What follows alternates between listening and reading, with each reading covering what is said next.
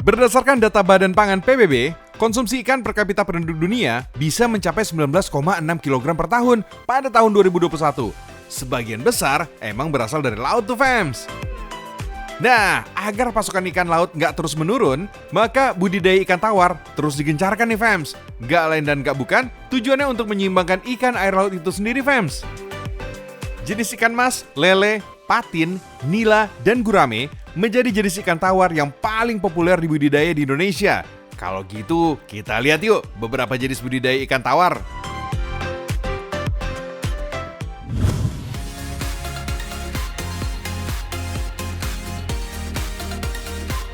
Widih, asik nih panen ikan. Jangan lupa, saya dibagi ya, fams. Kalau dikira ini lagi panen ikan mas biasa, salah, fams. Kenalin, fams, ini adalah ikan mas sinyonya. Ya, emang sih masih satu keluarga. Tapi ikan mas sinyonya ini berbeda dari ikan mas biasa. Tubuhnya lebih panjang, punggungnya lebih rendah, seperti membungkuk. Dan sisiknya berwarna kuning muda. Anyway, ikan mas sinyonya ini banyak dibudidaya oleh warga Kasepuhan, adat Citorek, Kabupaten Lebak, Banten. Uniknya lagi nih, fams, budidaya ikan ini dilakukan di kawasan sungai. Ikan dibesarkan di dalam rangkeng alias kolam kecil di sungai yang terbuat dari bambu, fams. Fungsinya gak jauh beda dari keramba, untuk mencegah ikan kabur. Konon, budidaya ikan satu ini emang cocok dilakukan di wilayah Citorek. Soalnya airnya jernih dan arus sungainya deras. Pakan alami juga masih tersedia nih, berlimpah di dalam air, fams. Widih, pantesan aja ikan mas sinyonya ini pertumbuhannya cepat dan sehat. Bayangin aja, fams, beratnya bisa mencapai 6 kg. Oh my wow. Soal harga, terbilang fantastis, fams. Mencapai jutaan rupiah per ekor tuh. Karena mahal, ikan mas sinyonya ini biasa dijadikan ikan hias saja. Gak tega juga sih kalau makan ikan secantik ini.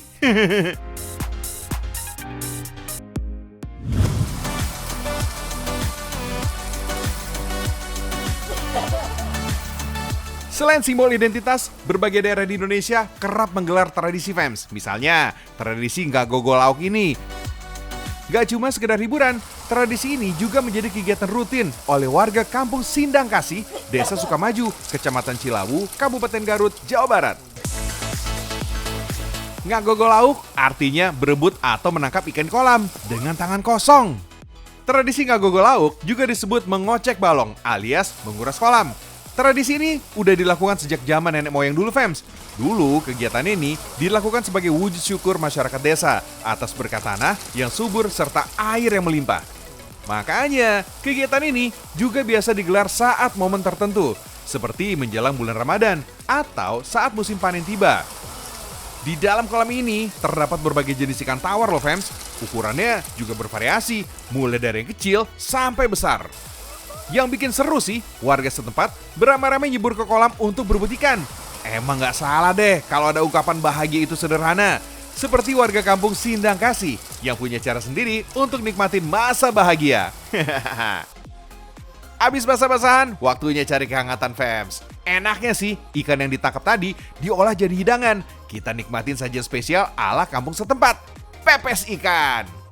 Ikan mas, ikan nila, dan ikan lain yang udah bersih dibelah dan ditabur garam secukupnya biar bau amisnya musnah. Tinggal balur bumbu kuning yang sudah halus. Pepes ikan dari desa Sindang Kasih memang punya ciri khas Sunda banget, fams. Dedaunan hijau seperti kemangi dan irisan daun bawang pastinya nih gak bakal absen jadi campuran masakan. Endingnya bungkus pakai daun pisang deh. Belum selesai, pepes ini juga dimasak dengan bambu, fams. Istilahnya disebut ngalemeng. Masak sekitar 6 jam deh. Wah, lama banget ya. Sambil menunggu pepesnya matang, masak nasi liwet khas tanah Pasundan. Jangan sedih. Nih, ada pepes ikan yang udah matang. Tinggal santap deh. Nikmatnya beneran gak ada lawan, fams. Rasa dan aroma pepes ikannya enak banget.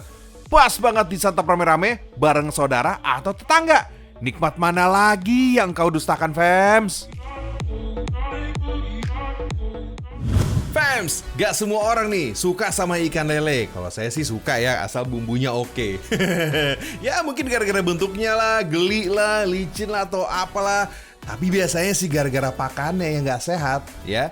Tapi hati-hati, sekarang lelenya udah diternak dengan teknologi yang canggih. Pakannya juga sehat di kolam yang bersih. Wah, gizinya hampir sama salmon. Widih, cakep banget tuh. Yuk, kayak gimana ya ikannya? Nah, ternaknya seperti apa caranya? Kita simak yang satu ini.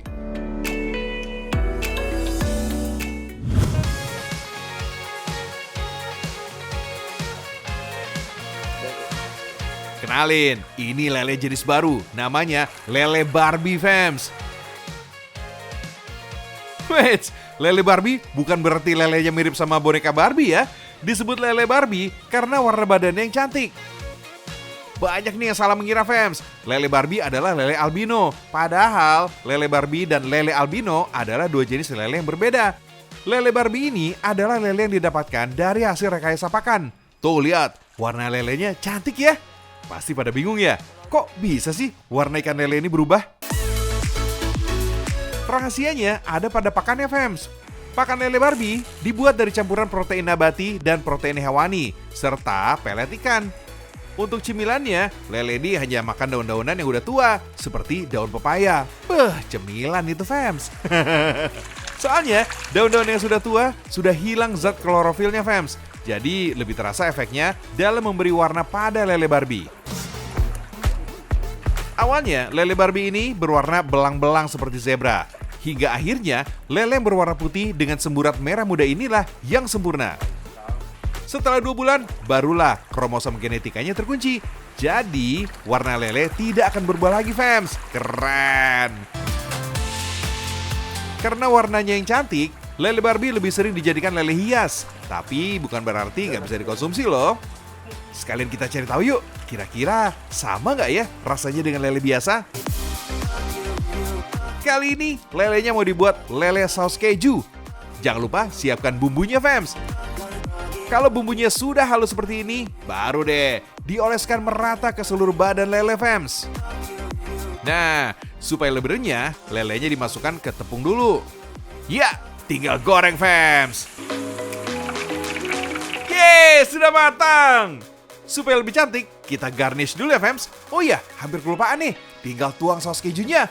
Wih, enak banget nih kelihatannya nih. Tara, lele Barbie saus keju udah jadi deh. Sikat.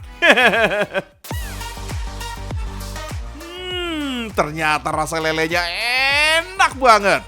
Tekstur dagingnya lebih kenyal dari lele biasa. Dan rasanya pun lebih gurih. Seratnya juga terasa. Kalau gizinya, jangan ditanya deh. Banyak banget. Lele merupakan sumber asam lemak omega 3 yang baik untuk kesehatan jantung, otak, mata, dan sistem imun. Jadi ikutan lapar nih.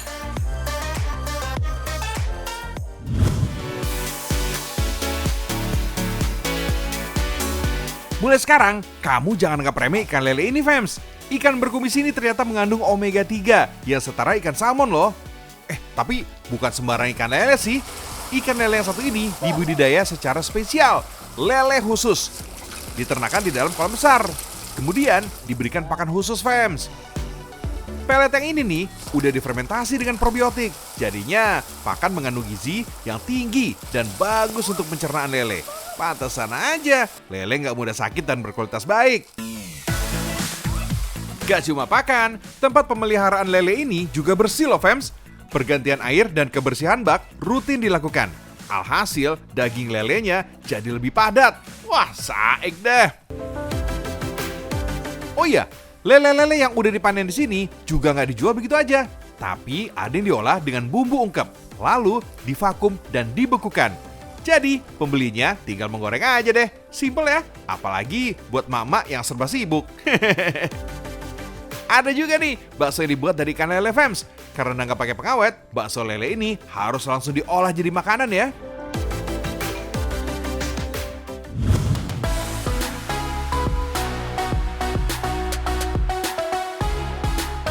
Lain lagi di Pasaman Barat, Sumatera Barat fams. Karena terkenal dengan budidaya lele, sampai-sampai lele dijadikan sebagai ikon kotanya tuh. Berlimpahnya lele di sini, maka dibuatlah lele asap fams. Sebenarnya pengasapan ini menjadi salah satu teknik pengawatan makanan yang sudah ada sejak dulu loh. Ikan yang diawetkan bisa sampai berhari-hari fams, tanpa harus kehilangan manfaatnya. Jelas berbeda ya dengan cara pengeringan atau pengasinan yang bisa mengurangi nutrisinya. Sebenarnya pengasapan ikan ini hanya membantu mengeluarkan kandungan air di dalam ikan agar tidak ada bakteri yang hidup di dalamnya fams. Prosesnya juga gampang kok. Ikan dibersihkan dulu fams, lalu dibelah dan ditaruh wadah khusus dari bambu. Terus tinggal diasapi sampai kadar airnya berkurang. Proses pengasapan ini bisa memakan waktu kurang lebih sampai 8 jam agar dagingnya matang. Selama diasapkan, jangan lupa tekan ikan dengan balok kayu agar kandungan airnya berkurang maksimal. Nah, ikan asap lele bisa diolah jadi berbagai hidangan.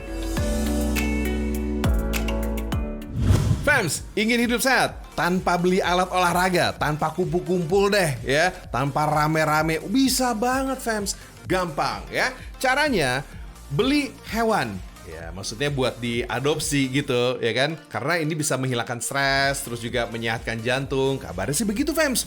Wow, nah hewan itu kan macam-macam, dari kucing bisa, anjing bisa, terus udah gitu beli burung, wah. Asik. Terus juga pokoknya binatang-binatang yang lain deh ya. Nah, kura-kura juga bisa, Fams. Wah, masa sih? Itu kan yang geraknya yang lama gitu kan. Nah, saya juga penasaran pengen tahu loh, masa kura-kura bisa ya? Nah, yuk, ini dia liputannya.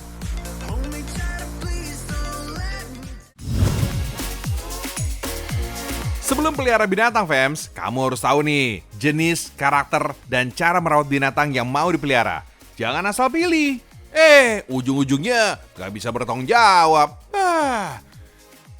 Karena hewan adalah makhluk hidup, kalau udah memutuskan untuk mengadopsi, maka harus diurusin layaknya anak sendiri, fams. Oh iya, di sini terdapat beberapa jenis kura-kura. Yang satu ini adalah common snapping turtle. Nama spesifiknya adalah serpentina, yang artinya seperti ular. Wih, serem banget ya, fams. Dia galak dan bisa gigit. Kalau udah nyamber, jari bisa putus. Tapi tenang, kalau di dalam air, kura-kura ini lebih jinak dan gak suka nyari gara-gara. Justru cenderung menghindari. Asal gak merasa terancam, hewan yang berasal dari Amerika Utara ini gak bakal ngigit kok. Jenis lainnya ada kura-kura dada merah. Yang satu ini banyak ditemui di Papua dan sebagian Australia. Kura-kura dada merah juga berhabitat di air. Makanannya pun daging-dagingan. Kura-kura yang hidup di air biasanya memang lebih galak, fams. Tapi bagi kamu yang baru terjun dunia perkura-kuraan, bisa pilih yang satu ini. Namanya sulcata. Reptil ini berasal dari gurun Sahara. Karena biasa di tempat panas, kalau dipelihara di Indonesia, pasti nggak bakal repot, fams. Tapi biaya adopsinya cukup menguras kantong nih, fams. Yaitu berkisar mulai dari 800 ribuan sampai bisa lebih dari 8 juta rupiah. Makin besar ukurannya, biaya adopsinya juga makin mahal. Tapi perawatannya gampang banget dan gak butuh budget gede. Makanannya aja cuma sayur-sayuran seperti timun dan pakcoy. Tinggal cari yang segar dan dicuci bersih. Bisa dipotong-potong agar memudahkan kura-kuranya untuk makan. Seperti halnya manusia, kura-kura juga makan 2 atau 3 kali dalam satu hari. Bahkan ada yang bilang nih, cukup sekali saja karena di habitat aslinya, kura-kura sulcata nggak banyak makan. Tapi karena dipelihara, ya hidupnya harus lebih baik lah, fams. Jadi harus diperhatikan asupannya juga. Reptil yang menyukai suhu panas ini juga dijamin ramah anak karena sifatnya jinak, jadi aman ketika diajak main. Termasuk salah satu hewan yang mandiri. Kura-kura darat punya kecerdasan untuk bertahan hidup yang tinggi. Jadi kalau rajin, bisa dilatih dan dia bisa ingat dengan ownernya, fams. Mengajak main seperti ini bisa menjadi pelatihan yang menyenangkan untuk sulcata maupun anak-anak. Terus, cara perawatannya sendiri gimana sih? Gampang banget, fams. Gak seperti peliharaan lain yang butuh mandi. Cukup sikat tempurungnya dengan air bersih setidaknya seminggu sekali. Dan mengoleskan lotion agar membuatnya lembab. Tuh, buat yang minat, gampang banget kan ngurusinnya? Yang harus kamu pikirin adalah cara kumpulin uang untuk mengadopsinya.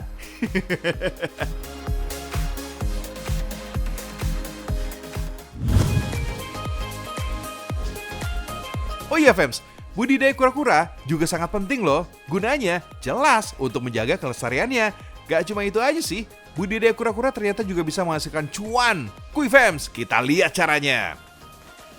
Selamat datang bayi kura-kura. Duh, imut banget ya. Gemoy banget sih si bayi kura-kura ini. Bulan Desember emang waktunya kura-kura menetas. Nah, ini adalah kura-kura jenis sulcata nih Fams. Bayi kura-kura ini berusia 1-3 bulan. Kalau masih bayi emang kecil, tapi saat udah dewasa, ukurannya bisa gede banget tuh. Jenis kura-kura berukuran besar ini memiliki nama latin Centrocelis sulcata yang berasal dari dataran utara dan tengah Afrika. Hidup menyebar dari gurun Sahara hingga gurun Ethiopia. Makanan sulcata juga bervariasi Fams. Misalnya buah semangka, kaktus, sawi ijo, selada, bahkan bunga kembang sepatu. Pokoknya kasih makan yang banyak mengandung banyak air ya. Setelah menetas, bayi-bayi sulcata ini juga butuh media untuk bisa hidup terus. Bayi sulcata ini masih suka kehangatan Fams. Jadi berikan lampu hingga suhunya mencapai 30 derajat Celcius. Untuk berlindung dari panas, mereka juga bisa menggali lubang dan berlindung di dalamnya loh. Makanya, siapkan pasir dan juga rerumputan. Ketika berusia puluhan tahun, kura-kura ini panjangnya bisa mencapai 75-90 cm. Wah, gede juga ya. By the way, kamu tahu nggak Fams, perbedaan kura-kura darat dan kura-kura air?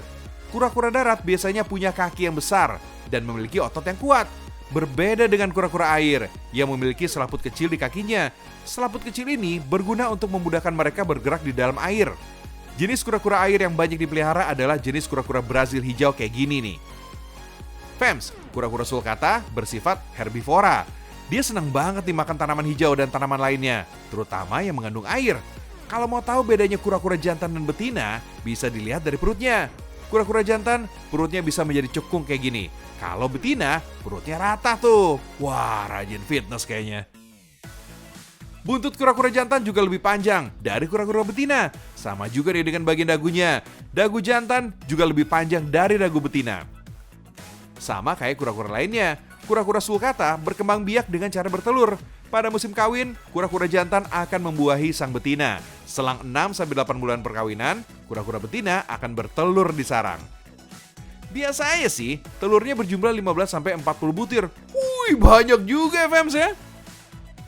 Kemudian, telur dieramkan di dalam serbuk kayu kayak gini selama 90-110 hari. Suhunya juga harus terjaga, sekitar 27-30 derajat Celcius. Di peternakan ini Fams, kura-kura berukuran sedang sampai berusia 5 tahun baru dijual. Harganya sekitar 5-7 juta rupiah kepada para kolektor. Kalau yang baby ini harganya sekitar 1,5 juta rupiah. Kecil-kecil udah mahal aja nih.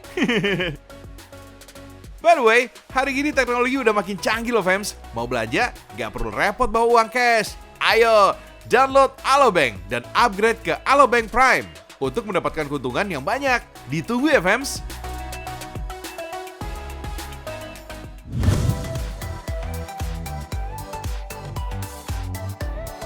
Kalau yang satu ini masih saudaranya kura-kura nih Fams. Yap, penyu.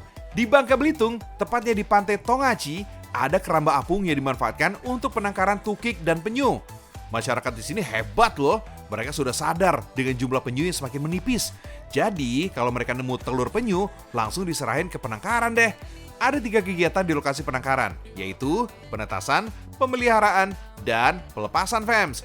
Saat di penangkaran, telur penyu yang ditanam pasir dan ditandai dengan pita yang berisi informasi tanggal bertelur. Tujuannya, biar bisa dideteksi berapa lama telur ini menetas. Umumnya sih sekitar 40 hari sampai 60 hari Fams. By the way, telur penyu yang dikubur di pasir ini agar terhindar dari predator Fams. Kalau sekarang sih predatornya udah jarang dari hewan. Justru yang paling banyak predatornya adalah manusia. Sering banget tuh manusia-manusia memburu telur penyu untuk diperjualbelikan. Duh, jahat amat sih. Kalau udah menetas, tukik-tukik ini bakal disimpan di dalam kolam buatan Fams. Wait, jangan sesekali dipegang ya. Tangan kamu yang kotor habis main di pantai, plus pakai body lotion, bisa bikin air kolam tercemar. Bisa-bisa tukiknya mati deh. Meski berada di dalam air kolam yang bersih, mereka masih bisa terkena parasit kok. Jadi air kolamnya harus dibersihkan seminggu sekali. Untuk menghindari parasit, tukik ini juga harus dibersihkan dengan spons lembut. Fams, Kalau usia tukik ini udah berusia maksimal 1 tahun, tukik ini bakal dilepaskan ke laut, minimal 1 mil dari pinggir pantai. Kenapa harus 1 tahun? Karena di usia itu, tukik dianggap bisa bertahan dan melawan predator di sekitarnya, fams. Tapi nggak semua tukik nih bakal dilepas. Ada beberapa tukik yang dikembangbiakan, kayak tukik albino itu. Wah, cantik ya, fams!